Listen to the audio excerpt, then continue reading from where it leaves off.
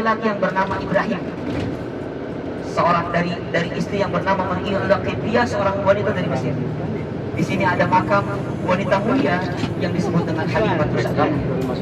Bapak Ibu yang dirahmati Allah Subhanahu wa taala, makam Baqi hampir setiap hari diberikan oleh Allah syafaat dari Rasulullah sallallahu alaihi wasallam. Disinilah yang disebut dengan Jannatul Baqi. Di sini Bapak Ibu, kalau kita mau bertanya posisi Sayyidah Aisyah, apakah Sayyidah Aisyah ingin sekali bersemayam kemudian berdekatan dengan sang suaminya Rasulullah SAW? Ya. Apakah kemudian juga kita akan bertanya Sayyidina Utsman bin Affan, seorang sahabat yang diberikan kekayaan yang luar biasa sampai saat ini, harta kekayaannya melimpah, yang kemudian dikelola oleh Baitul Mal. Dia adalah Dzunurain, seorang sahabat yang menikahi putri dari Rasulullah SAW.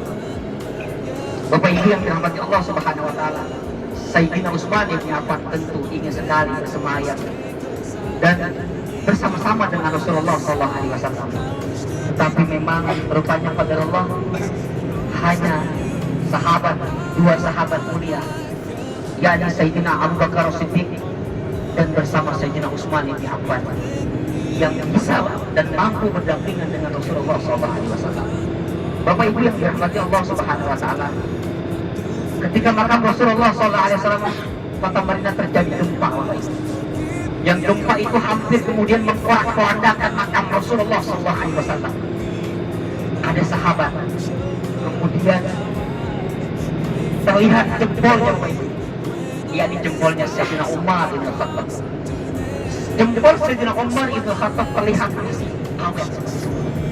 Kalau jempolnya Sayyidina Umar bin Khattab masih awet, bagaimana dengan jempolnya Sayyidina Abu Bakar? Bagaimana dengan kakinya Rasulullah SAW? Alhamdulillah, beliau dinyatakan jasadnya awet oleh Allah Subhanahu wa taala. Bapak Ibu yang dirahmati Allah Subhanahu wa taala, tadi Bapak sepertinya agak muter ya Pak ya? Masukin agak ngambil langsung ya Pak ya? Jadi saya nggak bisa ngejelasin takut karena Bapak langsung muter gitu ya. Iya. Baik Bapak Ibu, karena tadi bis kita langsung muter ya, karena tadi agak sedikit macet, kota Madinah luar biasa sedang crowded Bapak Ibu. Jadi saya ingin lagi nanti menjelaskan, kalau tidak salah kita akan melewati nanti ke Masjid Bilal ya,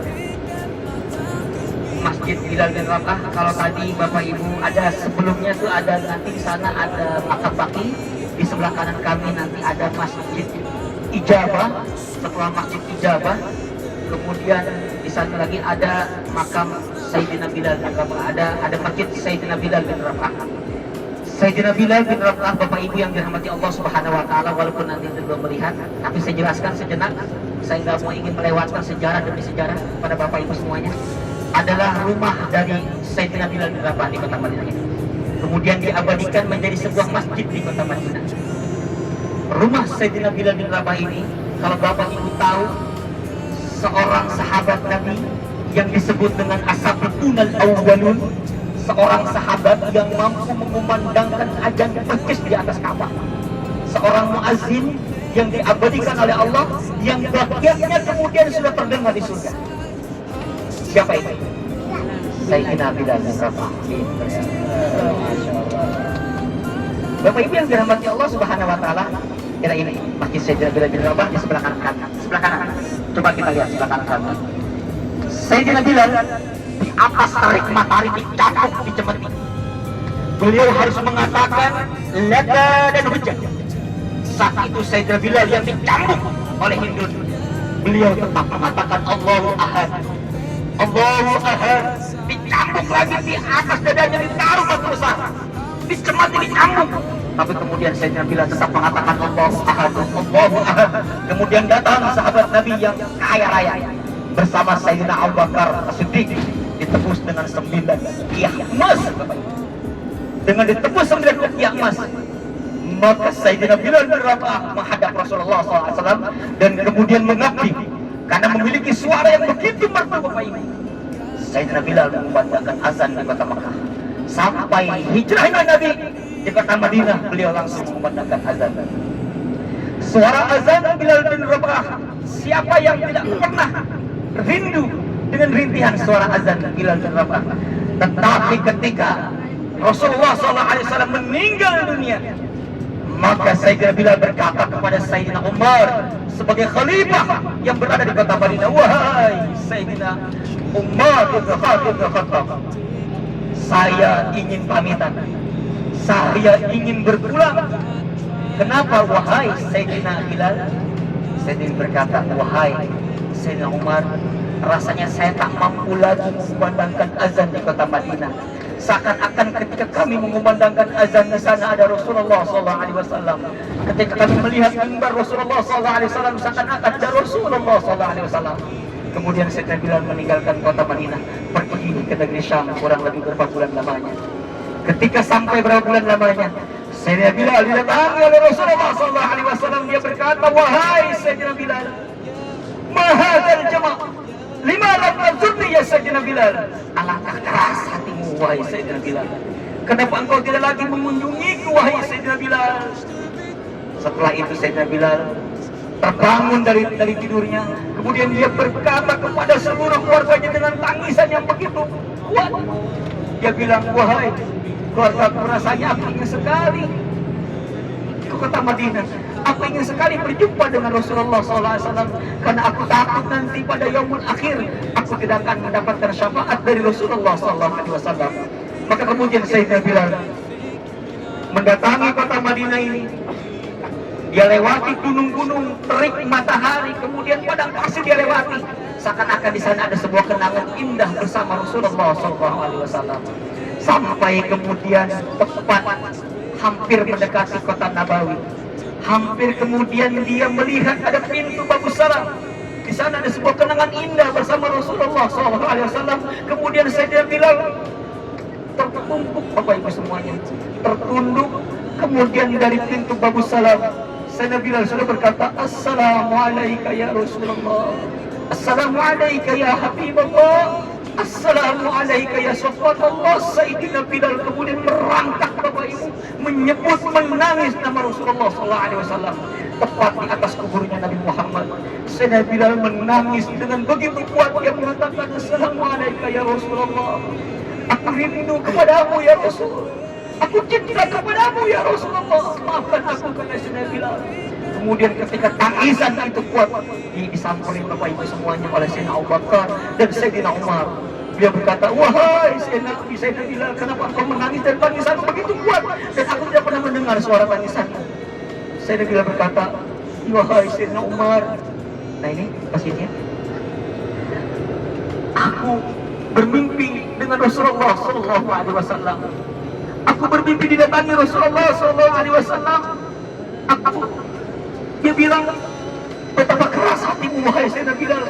Aku khawatir, aku takut nanti pada yaumul akhir aku tidak mendapatkan syafaat dari Rasulullah SAW. Tidak, kata Sayyidina Abu Bakar, tangisan yang cinta dan rindu kepada Rasulullah SAW, tetesan air matamu, insya Allah Allah pertemukan dengan Rasulullah SAW. Tidak wahai Sayyidina Bilal, engkau tidak akan ditinggalkan oleh Rasulullah SAW. Ketika itu berlangsung, dialog itu terjadi, ada cucu Rasulullah SAW yang bernama Sayyidina Hasan dan Husain. Dia berkata, wahai kakek Bilal, sesungguhnya aku mendengarkan, aku mendengar cerita dari Rasulullah SAW kakekku, bahwa suaramu begitu indah, suaramu begitu merdu. Wahai kakek Bilal, maukah engkau wahai kakek untuk mengumandangkan azan di kota Madinah ini? Ketika dia melihat wajah Sayyidina Hasan, wajahnya mirip sekali dengan Rasulullah SAW. Ketika dia melihat kaki dan jari jemari Sayyidina Husain, jari-jari jemarinya mirip sekali dengan jari jemari Rasulullah SAW. Seakan-akan ini seorang Rasul yang menyuruhku untuk mengumandangkan azan di kota Madinah. Maka kemudian apa yang terjadi Bapak Ibu yang dirahmati Allah Subhanahu wa taala? Wahai Sayyidina Umar, sesungguhnya aku mampu menolak ajakanmu untuk mengumandangkan azan, tetapi untuk dari cucu Rasulullah SAW aku tak mampu lagi menolak ajakan dari beliau. Kenapa? Karena aku khawatir nanti aku ditolak pada yaumul akhir untuk mengumandangkan azan di hadapan Rasulullah SAW. Sayyidina Bilal, Bapak Ibu, mengumandangkan azan. Allahu Akbar, Allahu Akbar. Masih kuat suara Sayyidina Bilal bin Rabah. Allahu Akbar, Allahu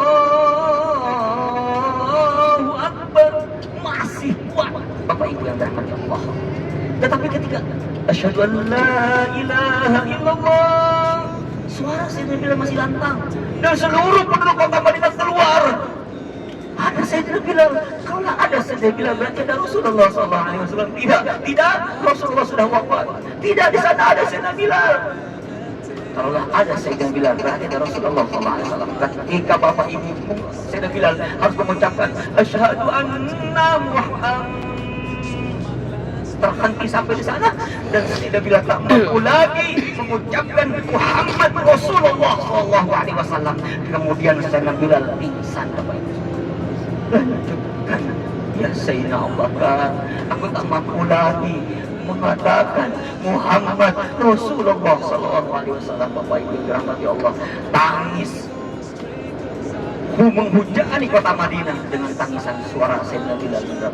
Bapak Ibu yang dirahmati Allah Subhanahu wa taala, itu begitu kecintaan dan kerinduan kepada Rasulullah SAW. Allahumma inni as'aluka hubbaka wa hubba man yuhibbuka kulla hubbik wa nas'aluka kulla amalin yaqarribuna ila hubbika wa ila hubbi nabiyyika Muhammadin sallallahu alaihi wasallam. Itulah Bapak Ibu, Sayyidina Bilal yang kemudian bakatnya sudah berada di surga ditanya oleh para sahabat, wahai Sayyidina Bilal, kenapa bakatmu sudah sampai di sini? Apa amalan-amalan wahai Sayyidina Bilal? Tidak ada satu amalan apapun Bapak Ibu yang kemudian diikrarkan oleh Sayyidina Bilal kecuali dalam seumur hidupnya Sayyidina Bilal, Bapak Ibu, tidak pernah lepas dari air itu. Bapak Ibu yang dirahmati Allah Subhanahu wa taala, sebentar lagi kita akan memasuki masjid. Masjid ini Bapak Ibu yang dirahmati Allah Subhanahu wa taala dibangun pada tanggal 8 Rabiul Awal 622 Masehi. Masjid ini dibangun di atas dasar ketakwaan Rasulullah SAW. Kata Nabi, la masjidun ussisa 'ala taqwa min awwal yawmin ahaqqu tuqumah bihi rajulun yuhibbunahu wallahu yuhibbul mutatahhirin. Ada lagi yang diriwayatkan oleh riwayat Muslim, man tatahhara fi baitihi summa ata masjid Quba fa shalla alaihi salatan kana lahu ka'ajrin. Barang siapa dari kamarnya, Bapak Ibu semuanya, dari rumahnya, dari tempat hotelnya sudah dalam keadaan berwudu, kemudian mendatangi masjid Quba ini, ya, dalam keadaan bersuci, wasalla alaihi, kemudian dia sholat di dalamnya, sholat duha, sholat taubat, sholat sunnah, kana lahu ka'ajrin umratin, dia telah mendapatkan nilai pahala umrah. Apa itu nilai pahala umrah Bapak Ibu? Al-umratu ilal umrati kafaratun lima bainahum.